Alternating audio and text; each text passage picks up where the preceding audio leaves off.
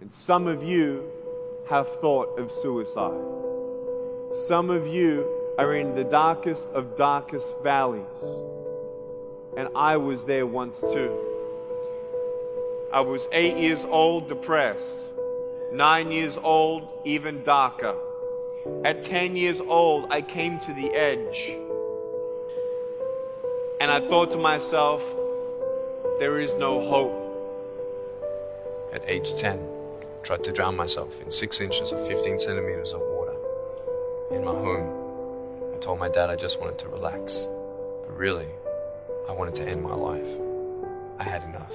The first 2 times I rolled over, I was trying to work out how much air I hold in my lungs before I let it out. And the third time, in my mind, knowing that I wanted to get out of here because of the bullying in my life, because I was going to be a burden to my parents and I had nothing to look forward to, I realized at that moment that if I actually went through with committing suicide, I would leave a greater burden for my parents than they already had. So when I saw in my mind my mum and my dad and my brother crying at my grave if I went through with it, that one thought saved me. The power of encouragement. You can save a person's life. You may have arms and legs, but unless you know 3 things. Number 1, who are you and what your value is? Number 2, what is your purpose here in life? And number 3, what is your destiny when you're done here? If you don't know the answers of any of those 3 questions, you're more disabled than I. If I gave you $1 billion, would you be happy? If you gave me $1 billion, I'd be very happy. But then if my mum dies tonight, am I happy? No.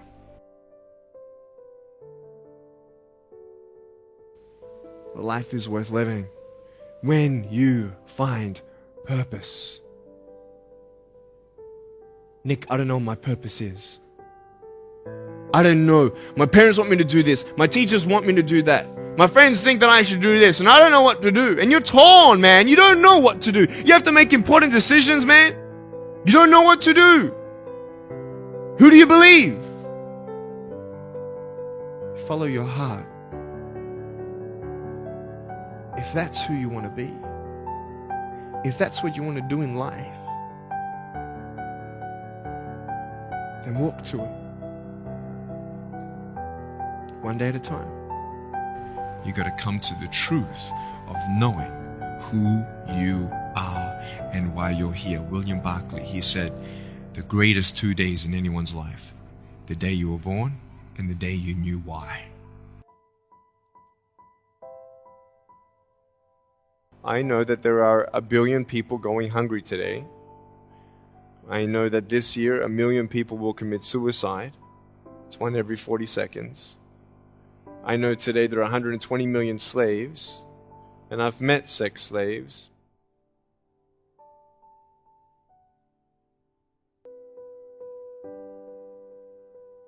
So many people tease each other. Oh, you know, you're too short, you're too tall, you look whatever. Different hair and all that. It doesn't matter. See, the thing is, when you're in school, when you're growing up in life, it actually sort of matters to people how you look.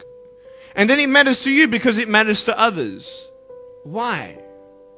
Why does it matter how you look? Because if they don't like you, then who will? If they don't accept you, then who will? I know so many teenagers who look themselves in the mirror and wish that they had a different body. I want to ask you, what are you going to believe? Are you going to believe in yourself? Are you going to believe everybody else's judgment on you?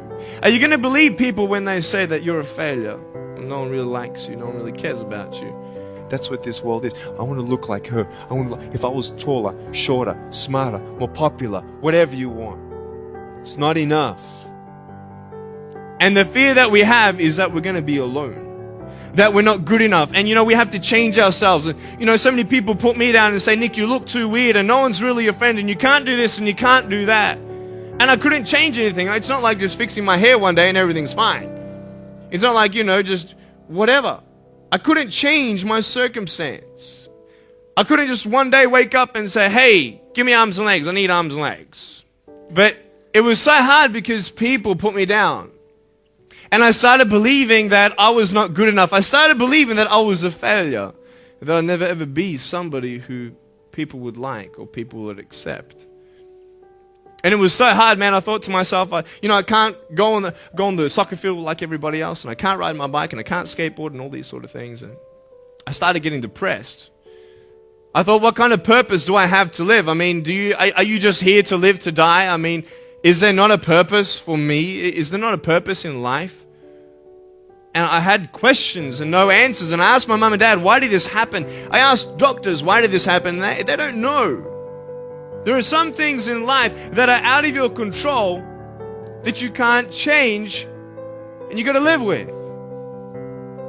The choice that we have, though, is either to give up or keep on going. Every single human being has value, and my value is not determined on how I look or what job I have or where I'm from, where I was born, how much money, all that stuff is nothing. And it's funny how the friends around you sort of determine who you are. You change yourself. You come to school. And everybody swore around me at high school, so I started swearing. Why? Because it's the cool thing to do. Everybody swears. So I don't want to be left out. And I want to be accepted, so I started swearing. You go to a party, everybody's drinking, so you drink. Why? Well, everybody else around me is doing a big deal. And you start losing yourself, and you start putting your security in temporary things. You start putting your happiness in things that won't last. You can get drunk all you like, but in the morning, you're going to be sober with a headache with the same problems. Nick, you're not good enough. Nick, just give up. Nick, you're never going to get a job. You won't get married. You can't even hold your wife's hand.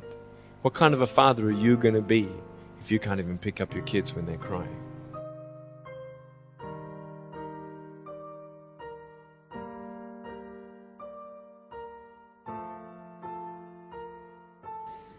But I tell you, there are some times in life where you fall down and you feel like you don't have the strength to get back up. Because I tell you, I'm down here, face down, and I have no arms, no legs. It should be impossible for me to get back up, but it's not. You see, I will try 100 times to get up, and if I fail 100 times, if I fail and I give up, do you think that I'm ever going to get up? No. But if I fail, I try again and again and again. For as long as I try, there's always that chance of getting up. Does that make sense? And it's not the end until you've given up. And just the fact that you're here should persuade you that you have another chance to get back up. That we have a choice, either to be angry for what we don't have or be thankful for what we do have. You have a choice every day you come to school to either tease somebody, gossip about somebody, or you can go up to them and encourage them. There's still hope. I'm not here today to tell you that I understand your pain. I don't know how it feels to be abused. I don't know how it feels to feel, quote, fat and you've got an eating disorder. I don't know how it feels to have a broken home. But I just want you to know that it's not the end. It matters how you're going to finish. Are you going to finish strong? At age 10, I actually tried to commit suicide by trying to drown myself in my bathtub. And the only reason I decided to stay was because I didn't want to leave my loved ones with that pain. So I decided to give my broken pieces a chance. Man, am I glad that I'm still here. Today, I still have no arms, no legs. But everything's changed. When I'm 24 years old, 5-6 years ago, I was in California. And I never met anybody else like me. When I was 10 years old, I wish I would have met somebody like me. Never did. Didn't get that miracle. But at 24, in California, I saw a little boy with no arms and no legs, 19 months old, just like me. I knew he was going to be bullied.